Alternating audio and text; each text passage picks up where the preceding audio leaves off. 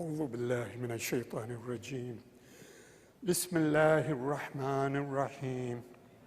ياسين والقرآن الحكيم إنك لمن المرسلين على صراط مستقيم تنزيل العزيز الرحيم لتنذر قوما ما أنزل آباؤهم فهم غافلون لقد حق القول على أكثرهم فهم لا يؤمنون إنا جعلنا في أعناقهم أغلالا فهي إلى الأذقان فهم مقمحون وجعلنا من بين أيديهم سدا ومن خلفهم سدا فأغشيناهم فهم لا يبصرون وسواء عليهم أأنذرتهم أم لم تنذرهم لا يؤمنون إنما تنذر من اتبع الذكر وخشي الرحمن بالغيب فبشره بمغفرة وأجر كريم إنا نحن نحيي الموتى ونكتب ما قدموا وآثارهم وكل شيء أحصيناه في إمام مبين واضرب لهم مثلا أصحاب القرية إذ جاءها المرسلون إذ أرسلنا إليهم 2 فكذبوهما فعززنا بثالث فقالوا إنا إليكم مرسلون قالوا ما أنتم إلا بشر مثلنا وما أنزل الرحمن من شيء إن أنتم إلا تكذبون قالوا ربنا يعلم إنا إليكم لمرسلون وما علينا إلا البلاغ المبين قالوا إنا تطيرنا بكم لئن لم تنتهوا لنرجمنكم وليمسنكم منا عذاب عليم قالوا طائركم معكم أئن ذكرتم بل أنتم قوم مسرفون وجاء من أقصى المدينة رجل يسعى قال يا قوم اتبعوا المرسلين اتبعوا من لا يسألكم أجرا وهم مهتدون وما لي لا أعبد الذي فطرني وإليه ترجعون أأتخذ من دونه آلهة إن يردني الرحمن بضر لا تغن عني شفاعتهم شيئا ولا ينقذون إني إذا لفي ضلال مبين إني آمنت بربكم فاسمعون قيل ادخل الجنة قال يا ليت قومي يعلمون بما غفر لي ربي وجعلني من المكرمين وما أنزلنا على قومه من بعده من جند من السماء وما كنا منزلين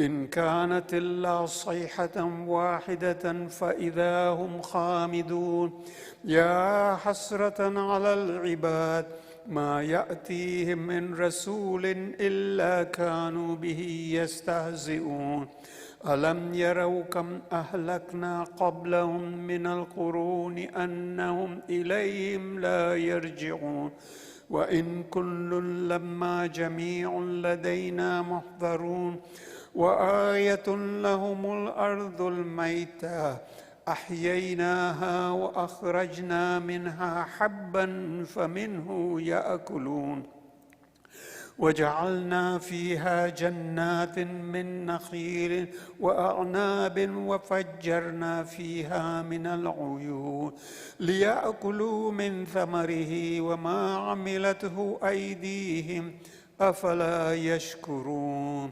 سبحان الذي خلق الأزواج كلها مما تنبت الأرض ومن أنفسهم ومما لا يعلمون وآية لهم الليل نسلخ منه النهار فإذا هم مظلمون والشمس تجري لمستقر لها ذلك تقدير العزيز العليم والقمر قدرناه منازل حتى عاد كالعرجون القديم لا الشمس ينبغي لها أن تدرك القمر ولا الليل سابق النهار وكل في فلك يسبحون وآية لهم أنا حملنا ذريتهم في الفلك المشحون وخلقنا لهم من مثله ما يركبون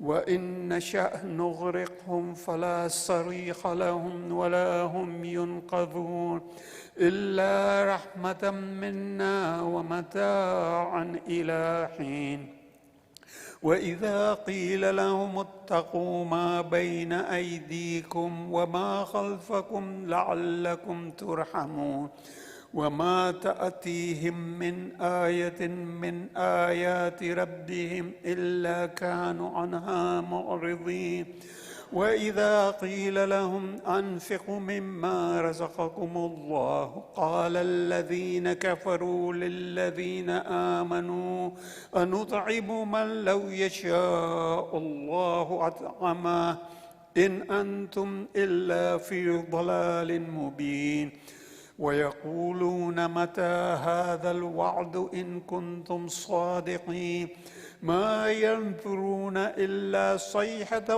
واحدة تأخذهم وهم يخصمون فلا يستطيعون توصية ولا إلى أهلهم يرجعون ونفخ في الصور فإذا هم من الأجداث إلى ربهم ينسلون قالوا يا ويلنا من بعثنا من مرقدنا هذا ما وعد الرحمن وصدق المرسلون إن كانت إلا صيحة واحدة فإذا هم جميع لدينا محضرون فاليوم لا تظلم نفس شيئا ولا تجزون إلا ما كنتم تعملون إن أصحاب الجنة اليوم في شغل فاكهون هم وأزواجهم في ظلال على الأرائك متكئون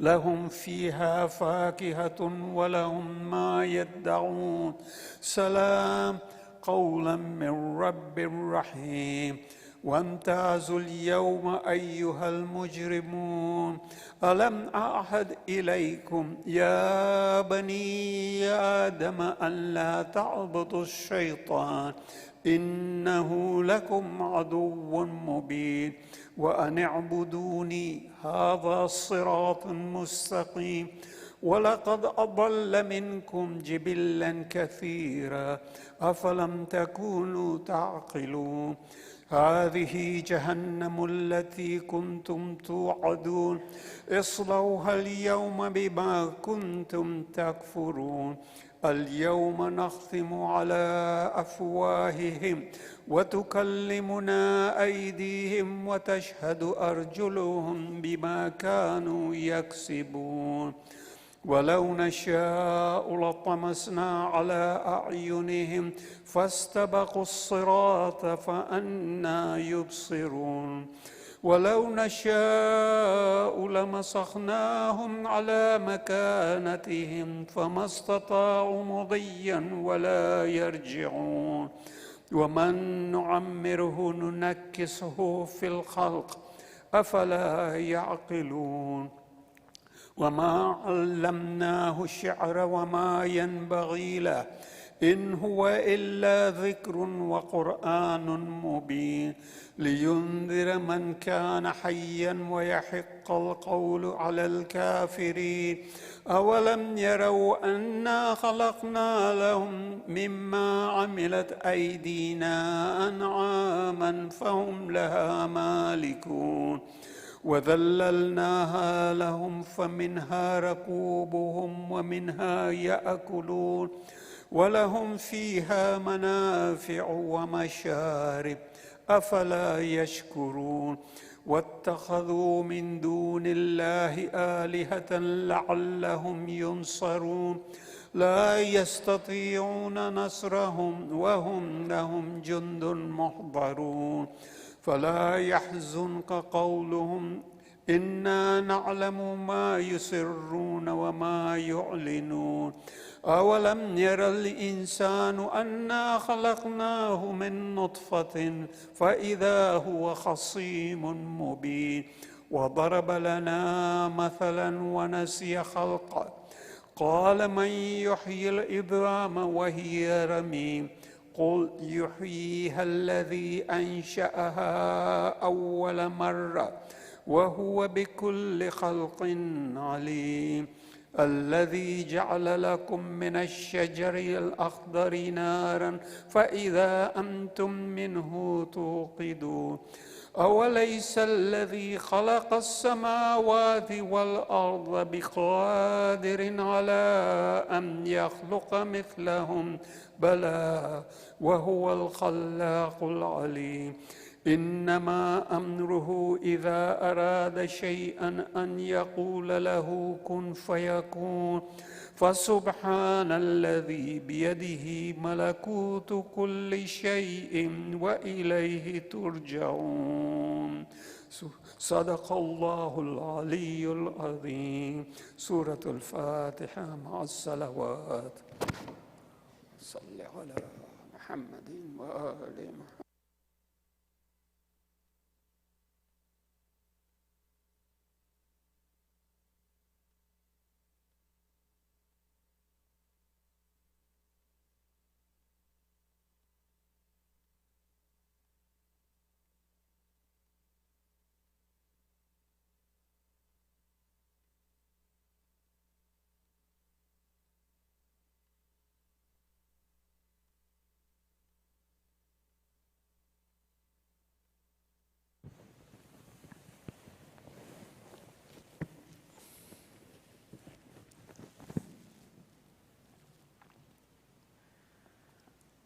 پر محمد و آل محمد صلوات.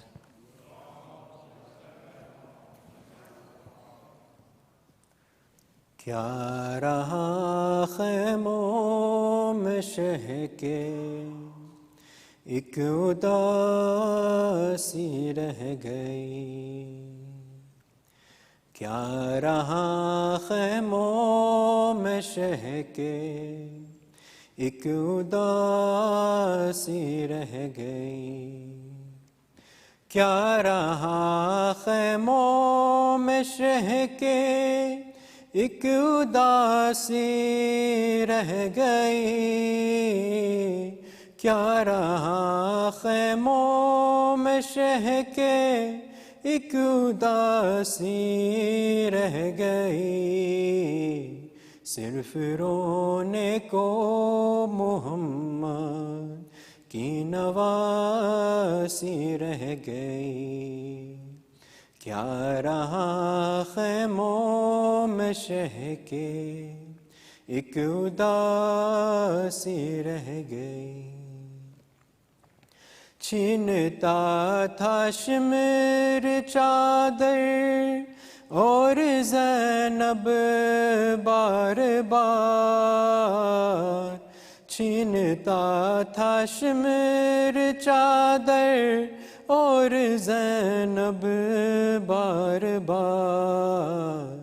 اپنی چادر کے محافظ کو بلاتی رہ گئی.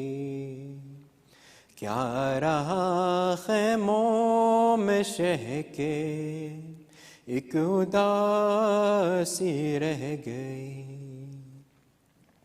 خون دل عباس کا سب بہہ گیا رن میں مگر. خون دل عباس کا سب بہہ گیا رن میں مگر. دل میں بس ایک بات زینب کی ردا کی رہ گئی. کیا رہا خیموں میں شہ کے ایک اداسی رہ گئی.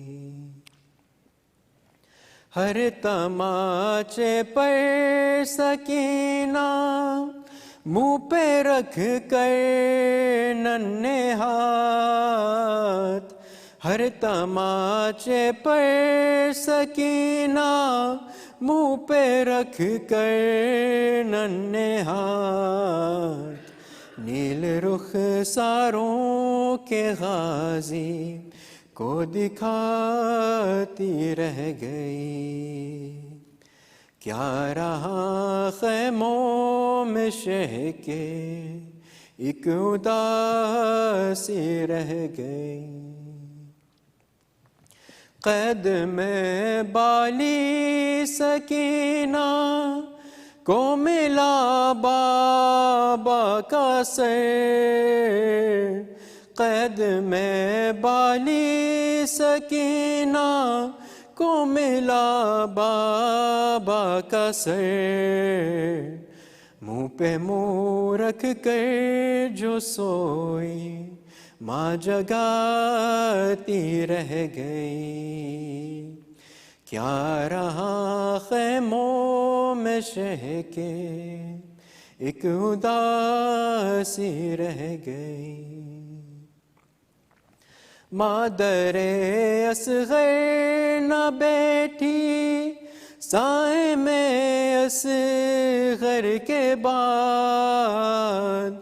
مادر اصغر نہ بیٹھی سائے میں اصغر کے بعد.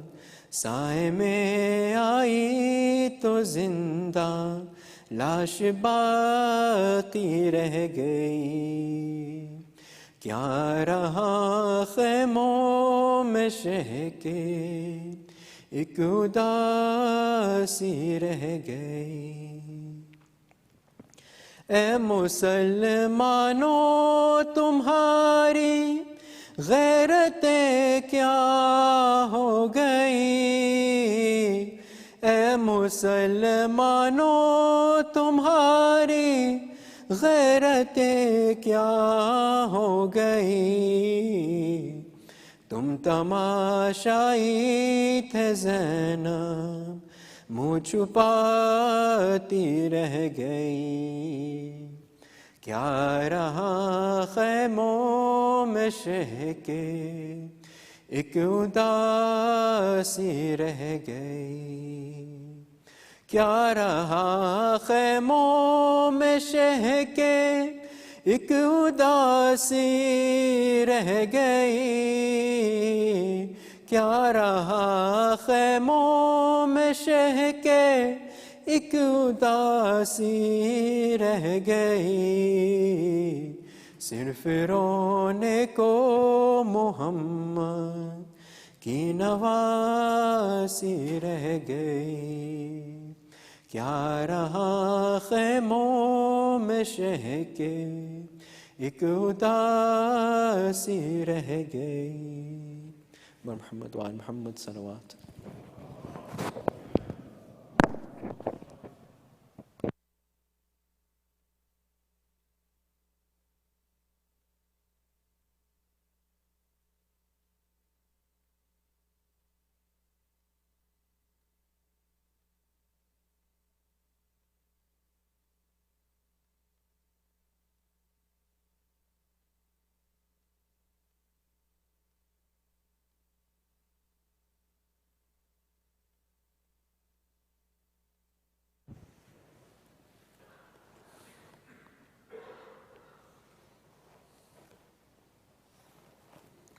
أعوذ بالله من الشيطان الرجيم بسم الله الرحمن الرحيم. Dr. Sayyid Shabbir Kirmani, respected elders, brothers and sisters, Assalamu alaikum wa rahmatullahi wa barakatuh.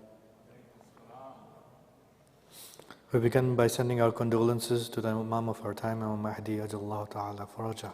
Allahumma salli ala Muhammad wa ali Muhammad. On the wafat of his grandfather, Imam Musa al-Kadhim alayhi salam. Surah Al-Fatiha is requested for the Isal Sawab of Marhumeen listed on the screen, and for all Marhumeen, Al-Fatiha. Bismillah.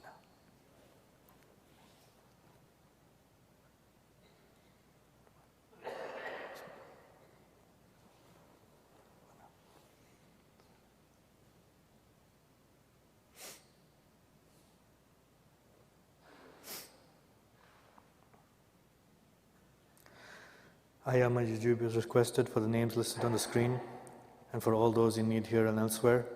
Let us recite together. Bismillah ar-Rahman ar-Rahim. Amma yujibu al-mutarra idha da'a wa yakhshifu as-su'. Amma yujibu al-mutarra idha da'a wa yakhshifu as-su'. عمن يجيب المضطر إذا دعاه ويكشف السوء عمن يجيب المضطر إذا دعاه ويكشف السوء عمن يجيب المضطر إذا دعاه ويكشف السوء اللهم صل على محمد وآل محمد. Ladies program on Saturday, March 2nd at 3 p.m. there will be a celebration for all the Shaban Khushalis as well as Sufra for Imam Zamana. To RSVP, please contact Sister Jamila Ghulam Sain at 407-255-5112. To contribute towards the Tabarruk, please contact Sister Rafia Nathani at 407-921-7454. All ladies are invited to attend the celebration. At this time, I would like to invite Dr. Kirmani to give tonight's lecture. Salawat ala Muhammad wa ali Muhammad.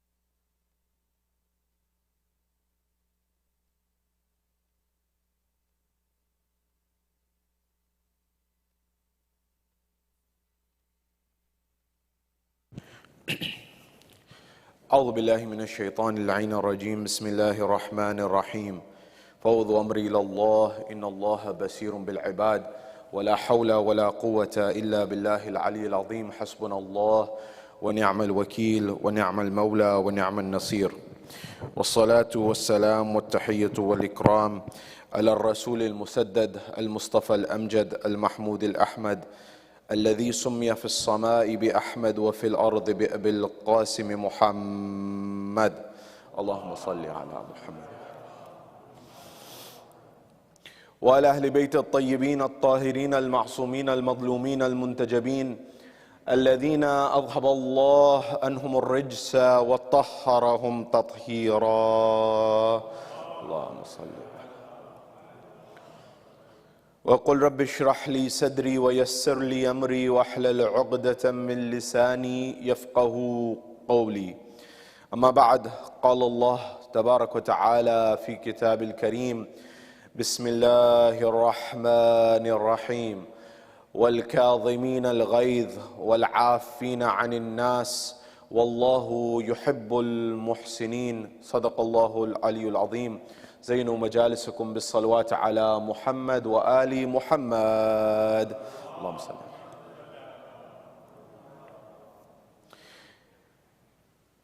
My respected elders, brothers and sisters in Islam and Iman here in Florida, across the globe, wherever you're hearing my voice, Salamun alaykum jami'an wa rahmatullahi wa barakatuh.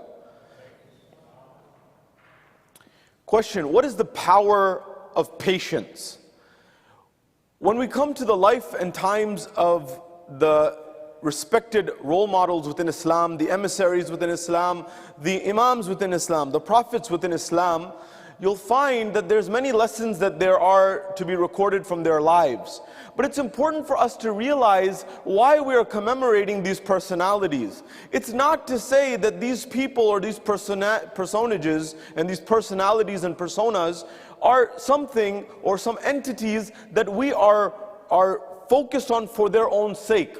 Rather, these are role models for us in our lives in terms of seeing people who raise themselves to a higher level of servitude that we can use as role models in our lives. That means these are people on the spiritual journey to Allah subhanahu wa ta'ala who are well ahead of us. And we are trying to extract gems from their life to try to understand what it is that we can implement in our lives so that we can get closer to Allah subhanahu wa ta'ala. Therefore, in examining the life of the blessed Imam that we are here to commemorate tonight, the seventh holy Imam, Imam Musa al-Kadhim, I want to look at a few things with you. Number one, how can this Imam teach us the power of patience? The power of resilience, the power of not allowing the opposition to control your heart and mind, number one. Number two, how does this Imam teach us to live in difficult times, to live through adversity, to live and still not just live, but rather not just survive, but thrive? The next element that I want to show is, how did the Imam teach us how to navigate turbulent times, the difficult times that he was facing? What were those times? And what can we learn from how the Imam navigated it? And finally, in the brief time that we have together, I want to look at what lessons do we derive from the life of this Imam? And finally, what was the tragedy of this Imam that we need to make sure we never forget, inshallah. This is our agenda for the brief moments that we are together. Wherever you are, here or across the globe, from the bottom of your heart, send a salawat ala Muhammad wa ali Muhammad. Allahumma salli. At the first level, allow me to paint a picture of what was going on during the time of the Imam. The Imam, our seventh Imam, is born in a place called Abwa. The sixth Imam, Imam al-Sadiq, is returning and he's traveling on his way back as he would normally often do. There's a place between Mecca and Medina called Abwa. Abwa is where the mother of Rasulullah is buried. She is passed away there and she's buried there. But it's also a place where many of the Aimma used to go regularly. Rasulullah used to visit Abwa while he was alive. Imam Ali used to visit Abwa and stop by there when he was alive. And so this relationship was there between the Imams at that time. Now, Islam in the early days is Hijaz. Hijaz, Mecca, Medina, this region, the western bank of modern day Saudi Arabia. But when we fast forward to the time of the seventh Imam, Islam has spread throughout modern day Iraq, towards northern Africa. It's gone to Sindh on the east side, and it's covering quite an expansive land. And if you look at the beacon of civilizations at the time, it was Baghdad. And you don't have to read my works or believe me. Read the works of, for example, Stephen Johnson and his works, where he argues that the first, our world runs on technology today, and he argues that the first hardware-software interface actually came from Baghdad in this era, which was called the golden era of Islam, as it's called. And the first hardware interface, a software interface, was created by the Banu Musa brothers, who were three brothers who were innovators. And what they did was they created a device that used to play itself with a cartridge system. And you would replace one, it used to play the flute. And you would replace one with another, and you would have this technology that was there. The first indication of an hardware-software interface that we have on record. But another lesson that this time gives us is it's possible for a society to be very advanced for its time, scientifically, technologically, and that's very important. But at the same time, it's possible for there to still be corruption of the heart, political corruption, and things of that nature. And perhaps that wouldn't be as easy for past civilizations to see, but for you and I, where we are, it's much easier to see. How is it that we live in 2024 and still tens of thousands of children have been killed, and we can't get a stop to this? You can't even say it out loud.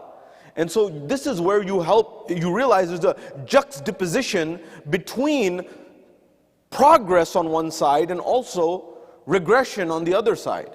And this is something that's deeply hurtful. This is deeply painful. That's why the life is between the aql and ishq. between reason and the heart and love. Islam has something that is in common with other faiths, but it has a distinguishing feature. And the concept and the reality of the matter is, the commonality is love. Love of Allah, love of humanity, love of other individuals, love of the creation, love of the Creator. But Islam also has an element of justice. That is, Islam is practical, Islam is pragmatic. That I can't talk about love for you others until and unless that person, that everyone has a fair shot in society. Everyone has a just shot in society. And so that's where it's also the heart and the mind. It's important to bring these two things together. And this is where we notice that the time of this Imam helps us understand this better than ever. You know, Muslim civilizations historically, they used to be quite advanced. Remember, Kitab al-Jabr wal-Muqabil, the first book on algebra, came out of this era, the Golden Age. 800 AD to 1100 AD, Baghdad. You know, the X, right? I remind you, whenever we have a tour here, I tell our guests who come that you know where X comes from in mathematics? You ever solved for 2x equals 6? Divide both sides by 2, you know, you get x equals 3. Where does that X come from? Well, the reality of the matter is, the first book on algebra was called Kitab al-Jabr wal-Muqabil by Muhammad al-Khawarizmi. Muhammad al-Khawarizmi writes his book, Kitab al-Jabr wal-Muqabil, which by the way was an applied business mathematics book. And so, when that book was translated from Arabic to Greek, they said, well, hold on a second, we don't have this word that they're using in our Greek alphabet. So, stay with me here. The book, Kitab al-Jabr wal-Muqabil, did not have equations like we see them. It had paragraphs. So it said, 2 times a shay is equal to 6. Shay is the Arabic word for thing. So 2 times a thing is equal to 6. So when this came forward in the Greek translation, they said, we don't have shay in our language, what do we use to substitute? So they used the Greek letter chi. You know, have you ever seen chi squared statistics? They said chi, we'll use chi. So you replaced it with chi, which looks similar to what is about to come.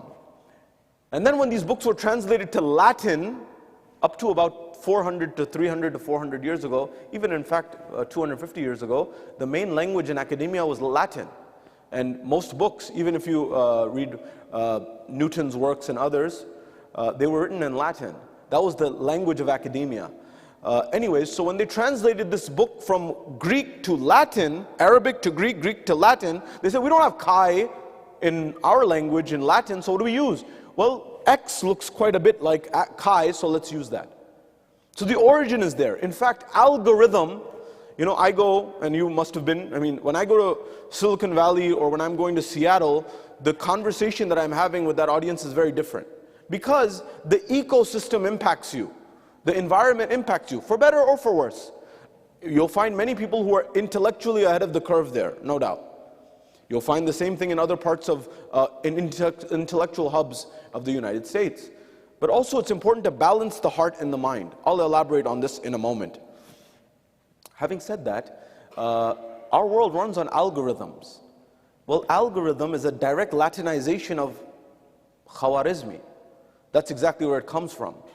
And so it's important for us to know that heritage. But remember, a nation, a community, a society that's always looking in the rearview mirror is doing what? What is it not doing? It's not looking ahead. It's not looking to the future. You know, you ever want to know if someone's on their decline? They'll start telling you, you know, in the 80s I was a business titan. In the 90s I was a business titan. That means, alhamdulillah, they must have been, they might have been. But whenever you're glamorizing the past, what are you not looking at the focus on? You're not focused on the future. And that future is where we should be looking forward to and we should be looking ahead to. But a future with principle. And I'll allow me to explain that in a few moments and I'll come back to this point. I needed to elaborate on this because it will come back again in our conversation. Now, coming to this at the second level, the life of this Imam, he's living in this environment. 2 of our Imams faced the heaviest intellectual opposition. Who are they? The 11th Imam, Imam Askari, the father of the Imam of our time. During his time are all of those people who are the muhaddithin. Muhaddithin are the ones who compiled ahadith. Bukhari, Muslim, Tirmidhi, Ibn Majah, Sunan Abi Dawood, Nasa'i. These are the scholars during the time of the 11th Imam. Now if you come to the time of the 7th Imam, 6th Imam bleeding into the 7th Imam's time, it's a turn of empires. It's the turn from the Umayyads to the Abbasids, number one. Number two, it's also an environment where there are movements, intellectual movements that the Imam is having to face. There's the philosophical movement, there's the intellectual movement, there's the spiritual movement of the Sufis and others. And all of these movements are rising and the Imam is in this environment. And it's important for us to have a deep understanding of history as well as philosophy so that we are not duped in society. We are not bamboozled in society. I was just reading, it's in the news these days, the Yales and the Princetons and the Harvards and the Stanfords and the MITs of the world. I mean, by the way, I always tell us we should aspire to excellence, no doubt about it. But even the history is being overturned. Yale, if you find the founder of Yale University is in the news for being a slave owner and a person who profited tremendously off of slave movements. And there's in fact artwork that you'll find with him still with slaves, and it's being glamorized. And people are saying, hold on a second, this is a strange thing for us to applaud. Why am I saying this? Because it's possible for one thing to be good on one side, but there's still problematic elements therein. So stay with me here.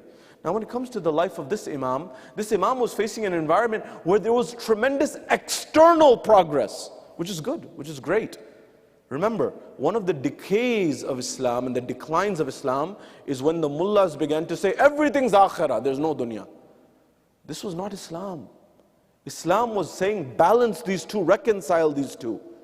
The Arabs had no belief. Pre-Islamic Arabian Jahiliyyah, they had no belief in the hereafter. They had no concept of it. The other faiths of the time all had this concept. The Jews, that's was stiff argument, which I don't have the time to go into. Christians, others, they all had this concept of something else that will be there. Even Hinduism has this concept of reincarnation in some form, and Buddhism and the likes. But the Arabs said no.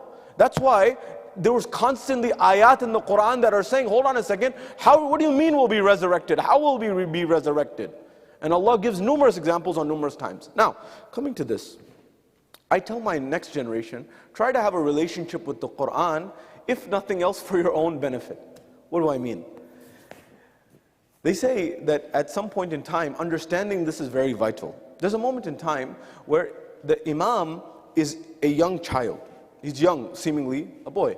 Abu Hanifa, one of the great scholars of our brothers in Ahl Sunnah, who was a student of Imam al-Sadiq, is there. Now, Baghdad is the capital of that time, right? Baghdad is a very ancient civilization, Mesopotamia, the cradle of civilization as it's called. So that's where everyone is. That's the downtown of society.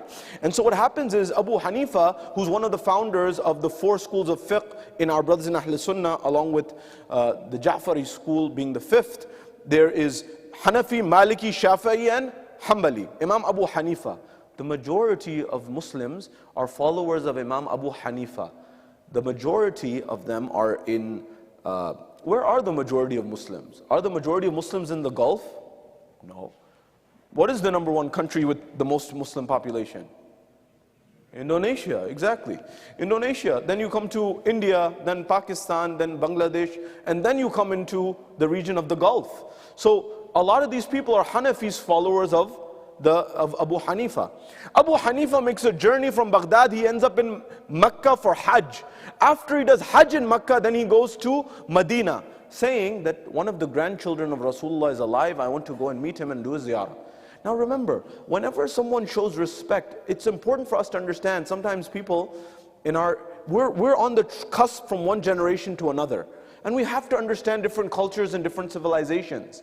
When I look at, and when I talk to reverts, converts, and people who came to Islam, what's interesting? I find there's quite a few mathematicians who have become Muslims, who are from amongst intellectuals. And you find, why is that? Because in life, there are some things that are realities that the numbers, when you look at them, it is what it is. Politics and mathematics are 2 different things. Politics, you're making an argument for this to be what is reality. If you go back to the Aristotle and the Sophists, Aristotle was saying there's truth. The sophists, who were the lawyers of ancient Greece and Rome, they said no, truth is whatever you can argue for and whatever you prove. So in reality, you'll find that Islam is a very logical deen.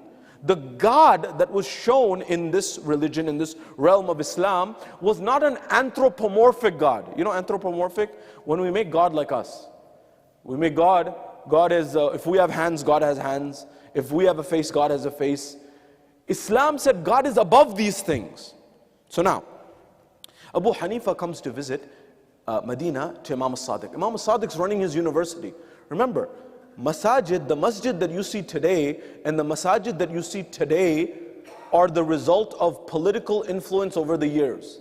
Masajids used to be universities along with places of worship. But remember, worship was not seen as different than ibadah. Worship was ibadah. Worship is ibadah.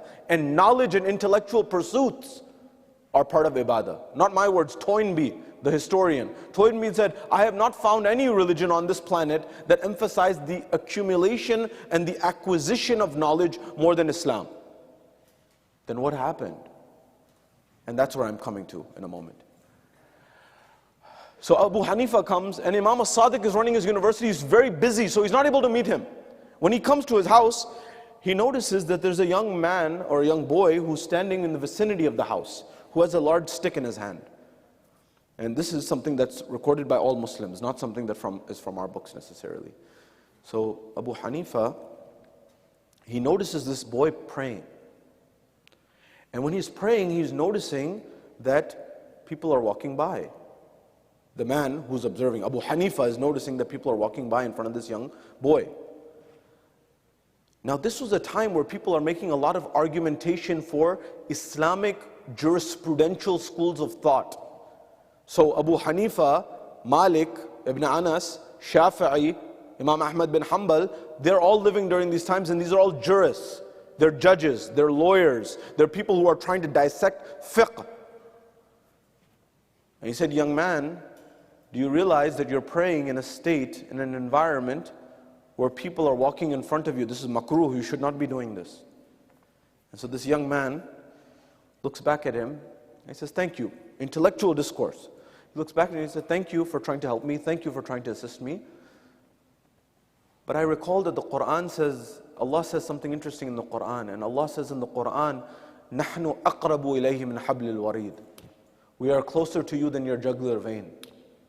That Lord, who you think that there may be a distance of these people coming in between and my direction to the Kaaba, that Lord is closer to me than my jugular vein. He said, who is this young man? This is not an ordinary young man.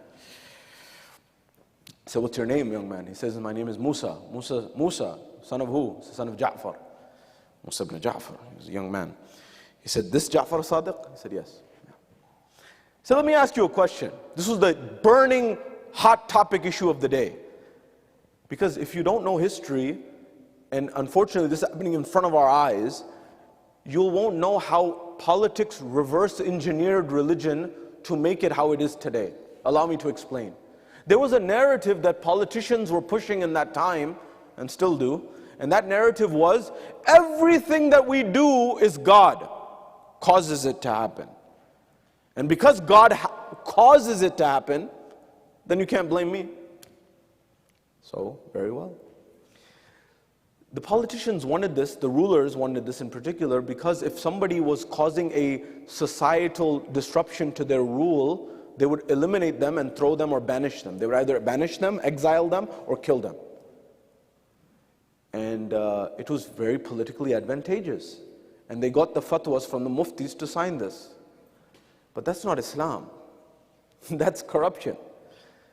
And so the debate was, is Allah responsible? Is insan, man, responsible? Or something else? So he says, young man, what's your view on this issue? Is it? Perhaps this was the question that he wanted to ask Imam al-Sadiq. So he said, let me ask him, let me test the waters. He said, is God responsible? Is the individual responsible, or something else? He said, there's three scenarios. You know, we sometimes in our world, we see black and white. There's more than one. Remember, there's always three sides to the coin, right? Heads, tails, and the edge.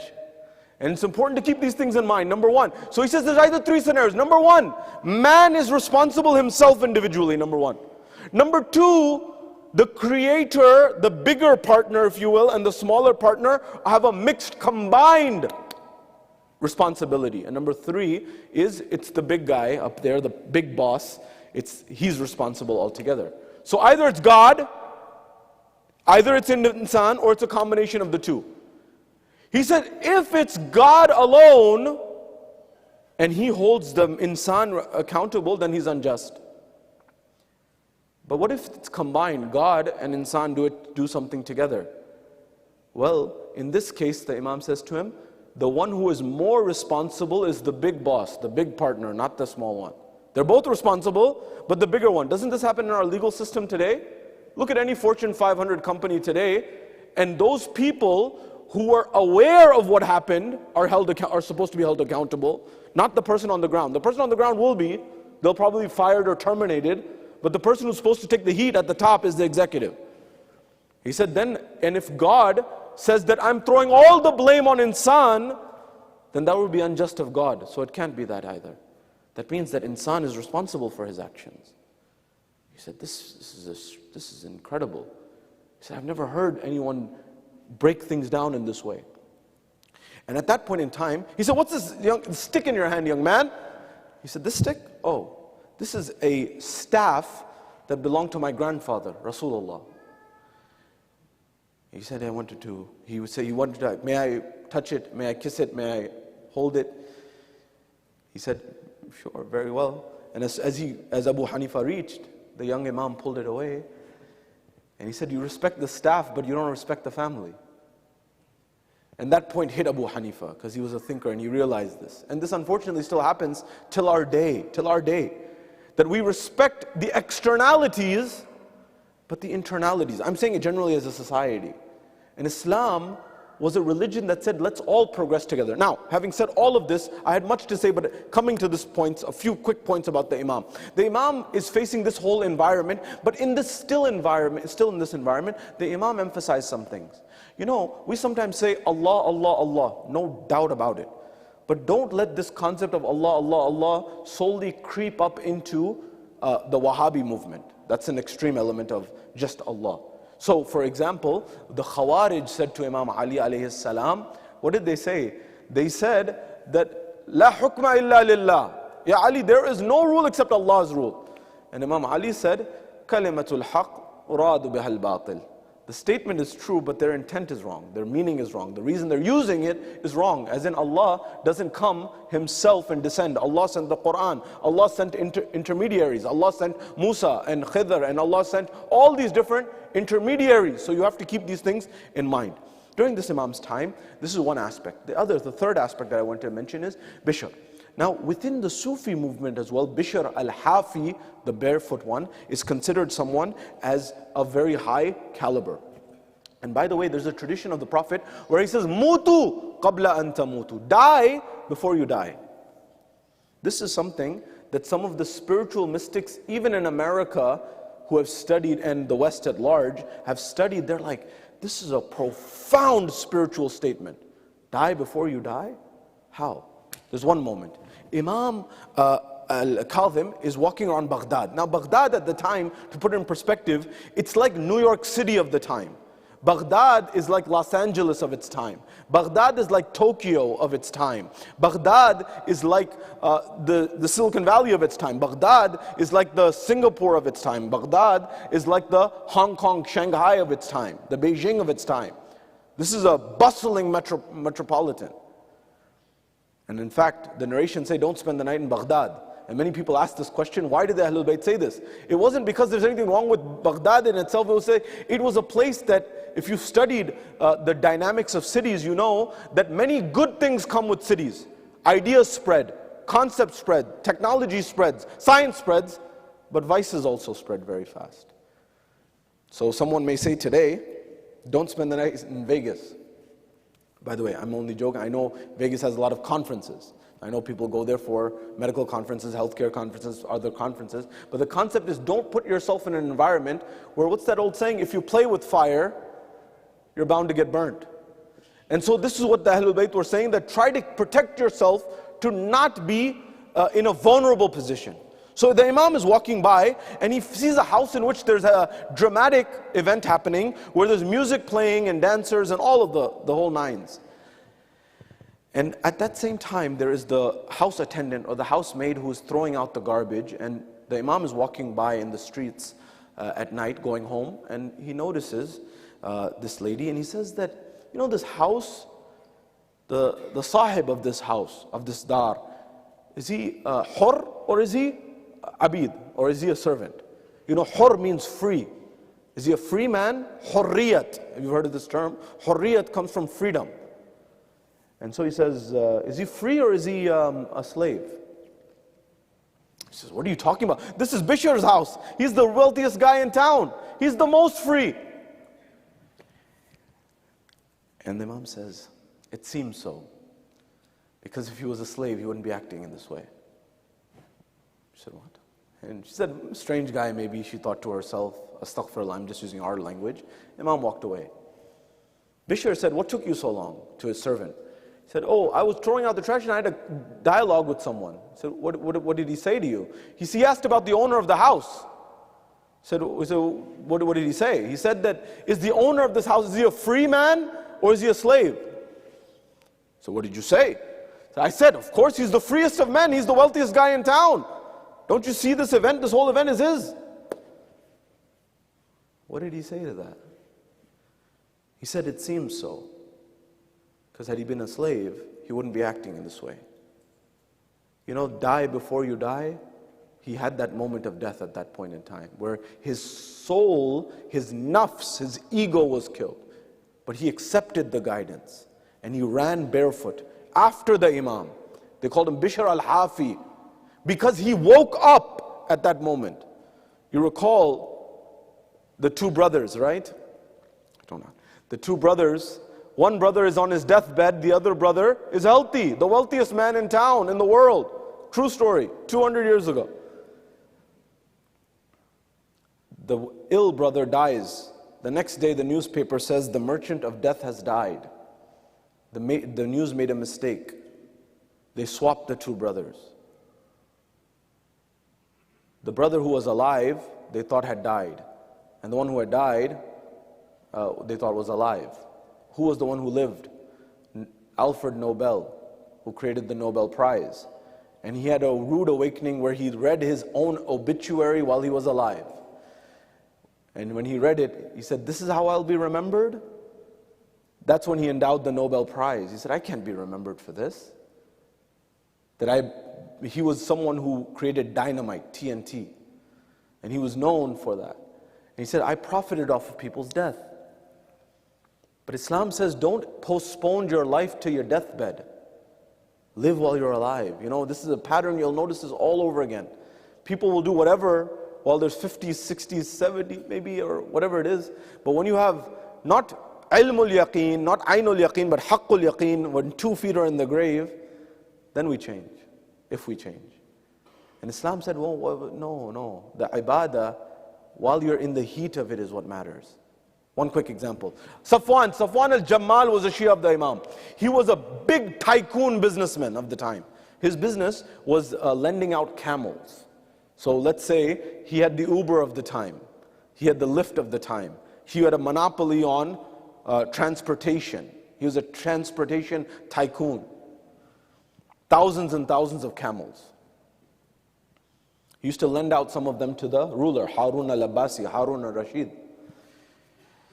And the Imam said to him, Imam al-Kadhim, he says, everything you do we appreciate and we love, except for one thing. He said, what is that, Ya Ibn Rasulullah? What is that one thing? You know, sometimes we'll let our ego get in the way.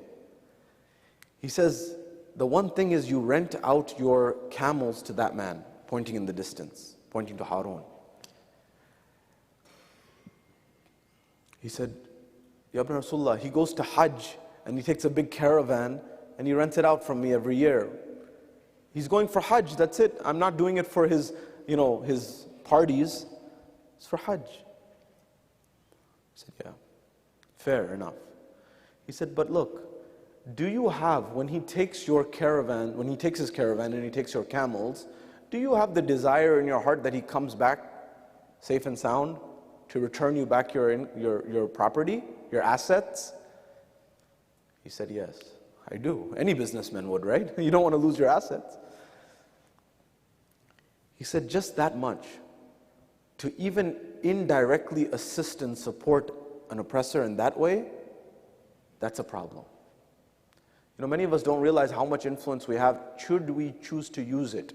And I'm not talking to you as much, I'm talking to you and me, but I'm also talking to those Gulf nations which have a lot of interest and can do a lot today, but they're not.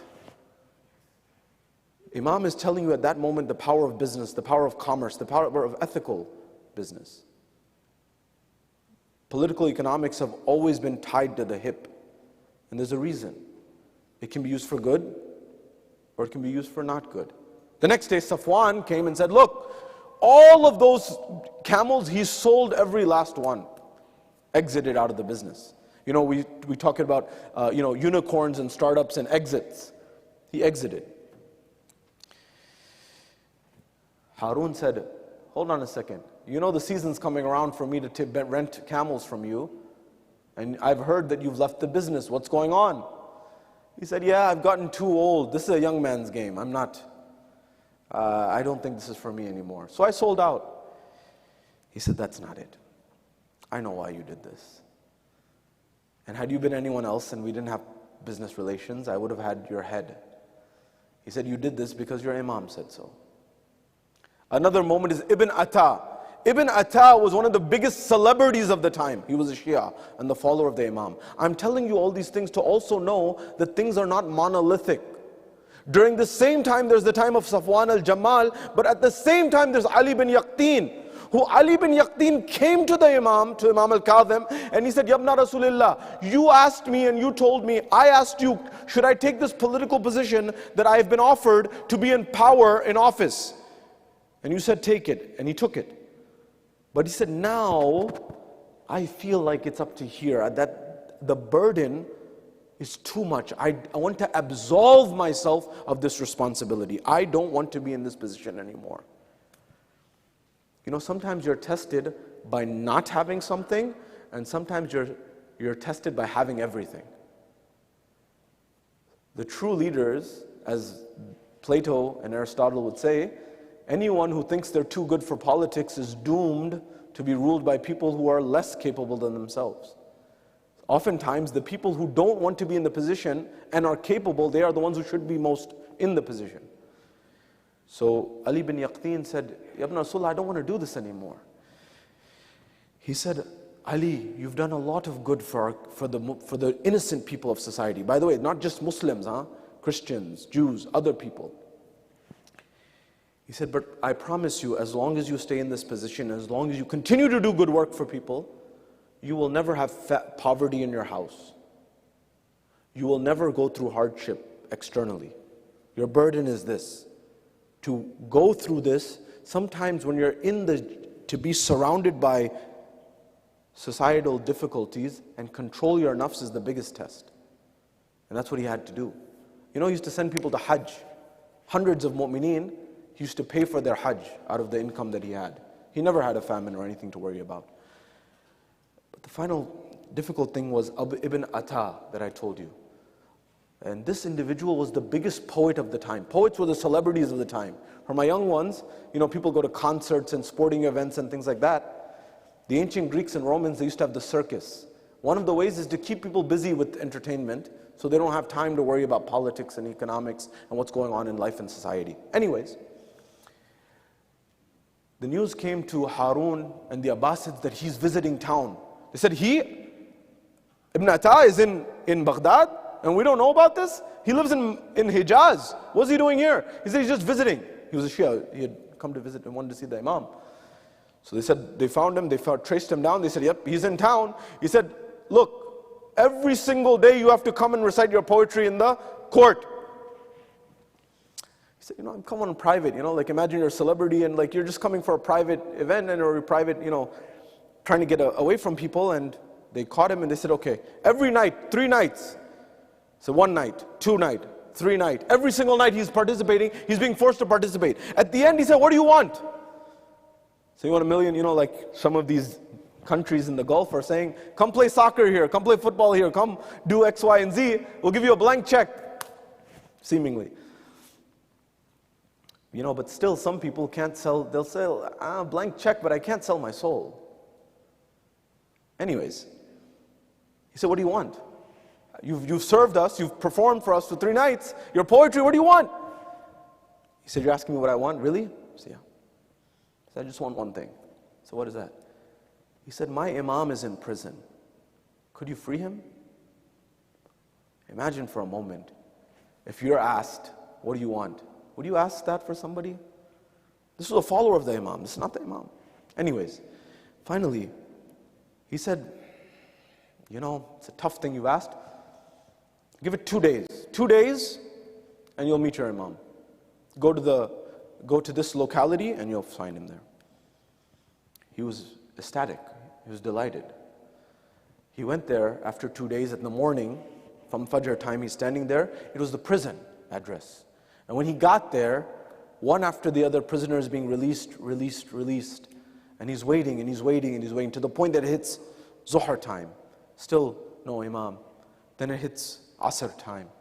And when it hits Asr time, at that point in time, what does he see? He sees that a body has been drawn from the prison, which belongs to the 7th Imam. He died and he was poisoned at that point in time.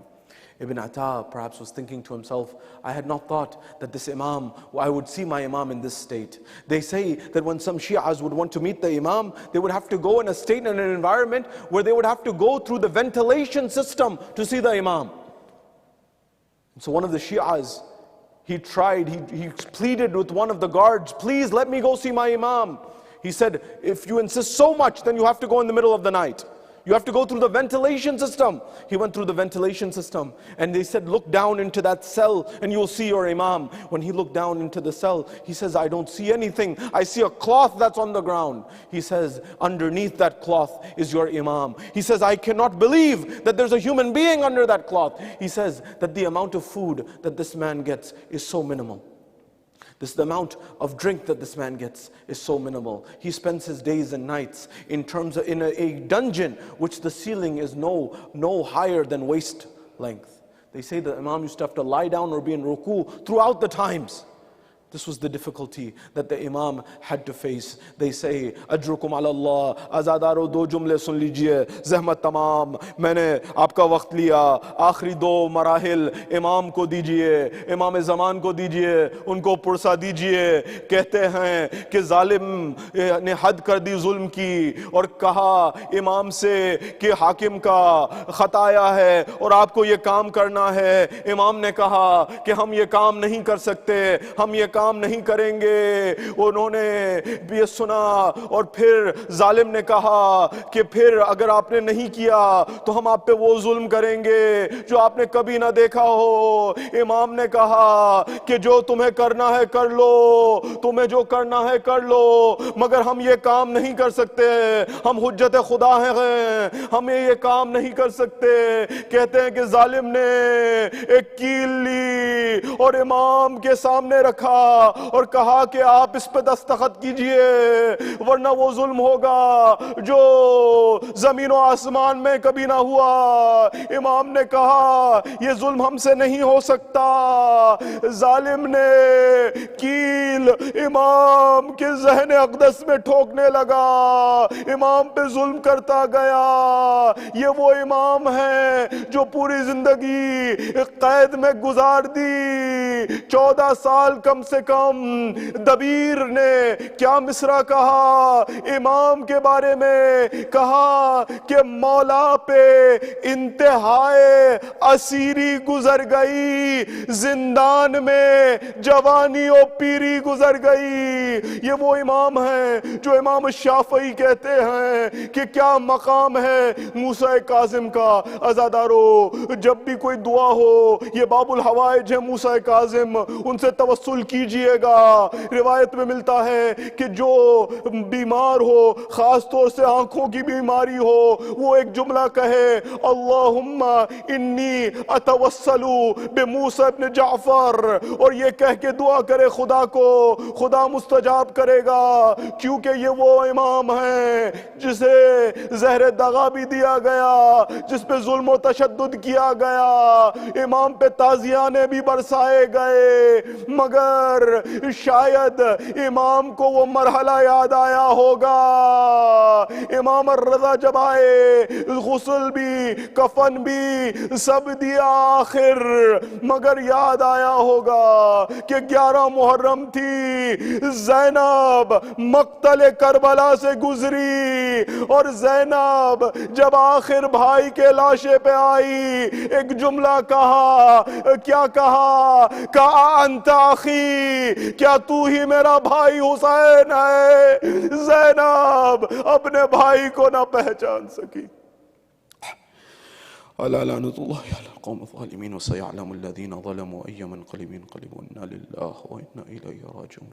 صلی اللہ علیک یا رسول اللہ، صلی اللہ علیک یا امیر المؤمنین، صلی اللہ علیک یا فاطمة الزہراء سیدۃ النساء العالمین، صلی اللہ علیک یا حسن المجتبی، السلام علی الحسین وعلى علي بن الحسين وعلى أولاد الحسين وعلى أصحاب الحسين، ماتم الحسين يا حسين يا حسين۔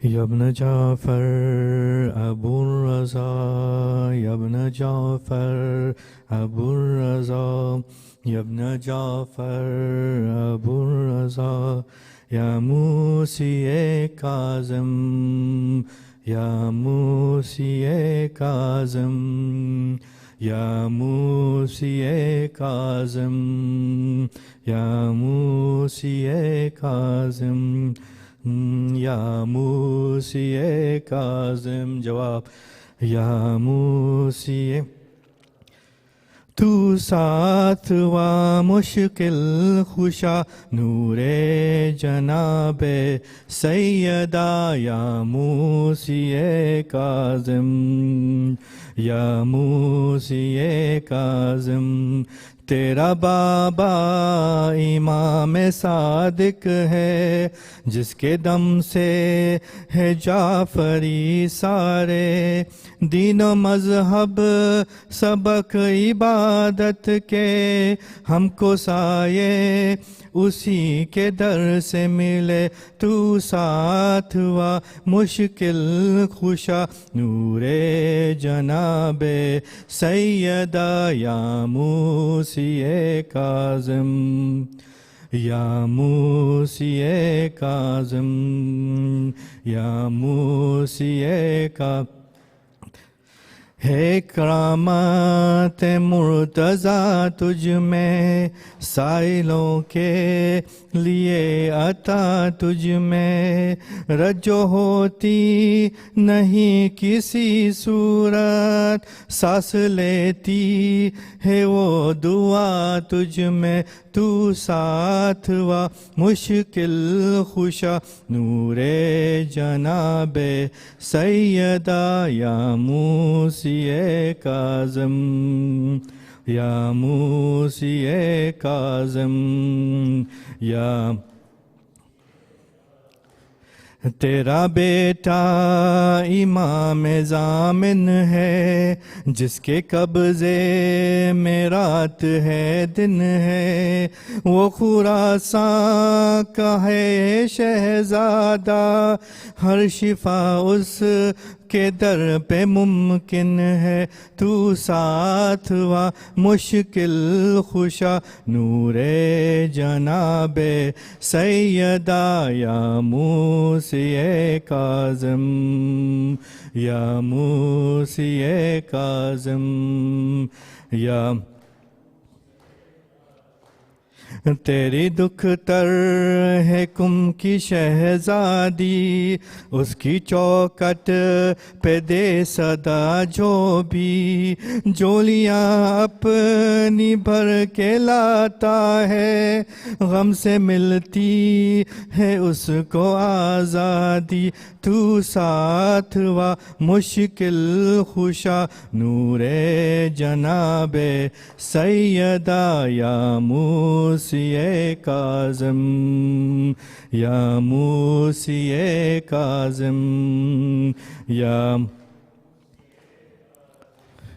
تیرے تابوت کی وہ تنہائی، نہ تھا بیٹا غریب نہ بھائی، چند مزبور آئے اجرت پر، لاش رستے سے تیرے اٹھوائی، تو ساتھ و مشکل خوشا نور جناب سیدہ یا موسی کاظم، یا موسی کاظم، یا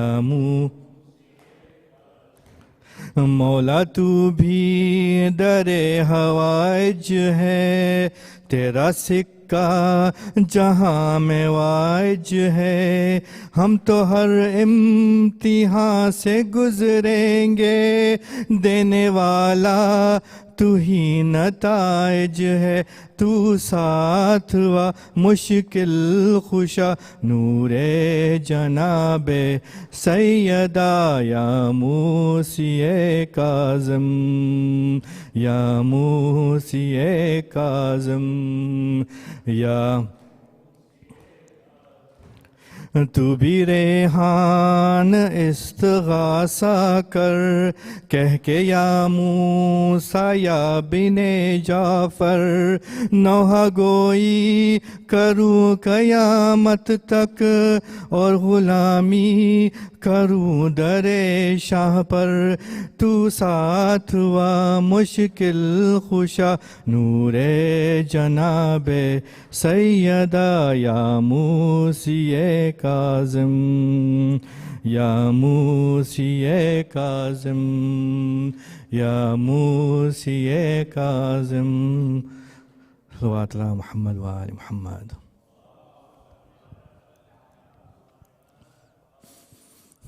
السلام علیکہ یا نبی اللہ، السلام علیکہ یا رسول اللہ، السلام علیکہ یا امیر المؤمنین، السلام علیکہ یا فاطمة الزہراء سیدۃ النساء العالمین، السلام علیکہ یا حسن المجتبى، السلام علیکہ یا ابا عبد اللہ، وعلى ارواح التي حلت بفنائک، علیکم منی جمیعا سلام اللہ ابدا ما بکیت وبکی اللیل والنہار، ولا جعل الله الآخر عني لزيارتكم، السلام على الحسين وعلى علي بن الحسين وعلى أولاد الحسين وعلى أصحاب الحسين، خصوصا سيدي ومولاي أبو الفضل العباس وأختك زينب وبنتك سكينة ورحمة الله وبركاته، السلام عليك يا علي زين العابدين، السلام عليك يا محمد الباقر،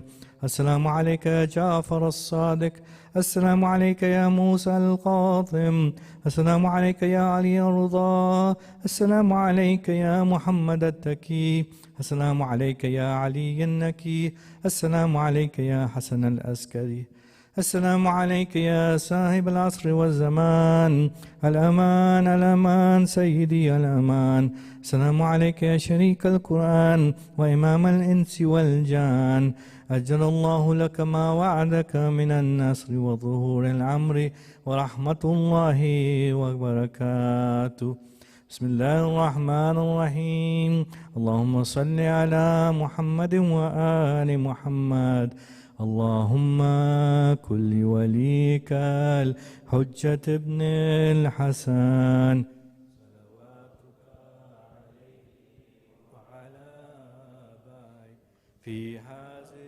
الساعة وفي كل ساعة، وليا، وقائدا ودليلا وعينا حتى تسكنه أرضك طوعا وتمتعه فيها طويلا برحمتك يا أرحم الراحمين. سورة الفاتحة.